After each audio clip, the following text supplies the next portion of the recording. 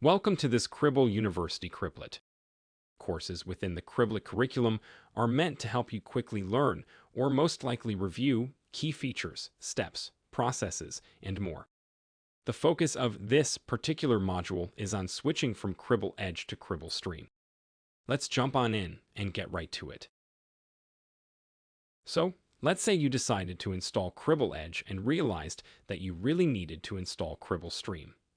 Thankfully, you don't have to go through the painful process of uninstalling Edge and installing Stream. Edge is part of the Stream binaries, which makes switching from Edge to Stream a simple one. All you need to do is tell Cribl Edge that you want it to work as a Cribl Stream node. There is a command within Stream mode-worker that allows you to change how the product functions. One thing to note, this option is not available on Windows Edge nodes.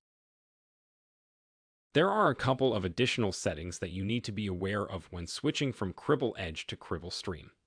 First, you will need to provide your leader's hostname or IP address along with the communications port. Second, you will want to provide the worker group you want your Stream node to be a part of. And lastly, you can provide the authentication token, which defaults to Cribl Master. Here is a quick example of what running the mode worker command looks like. As soon as the settings are updated, you will need to restart Cribl in order for the settings to take effect. So as you can see, it is very simple to convert a Stream Edge node to a Stream Worker node. But there are a couple of things to be mindful of before switching from Cribl Edge to Cribl Stream. The first thing to look at are the system requirements. Stream Edge does not need the same CPU, memory, and disk as Cribl Stream. Cribl Edge is designed to be installed on a server to gather data and send the data to a worker node or straight to your destination.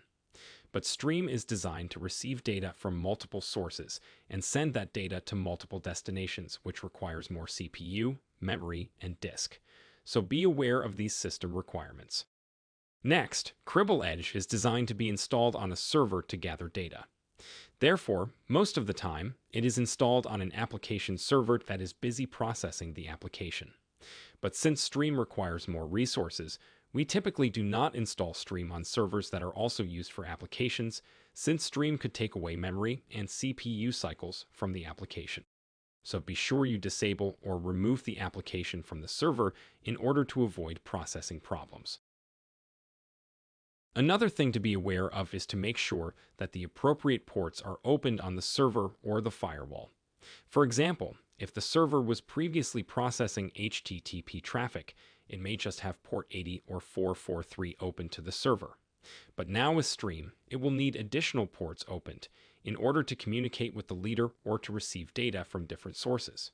So make sure the ports listed here are opened depending on your implementation. Also, remember to close any ports that are not needed for Stream to function.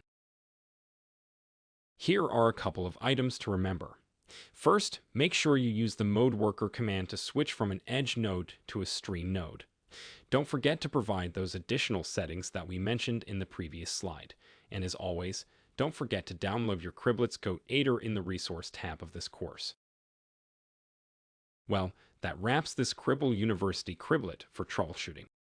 Don't hesitate to reach out with any questions, and remember, check out the downloadable Criblets Go 8er. Thanks, and have a great one.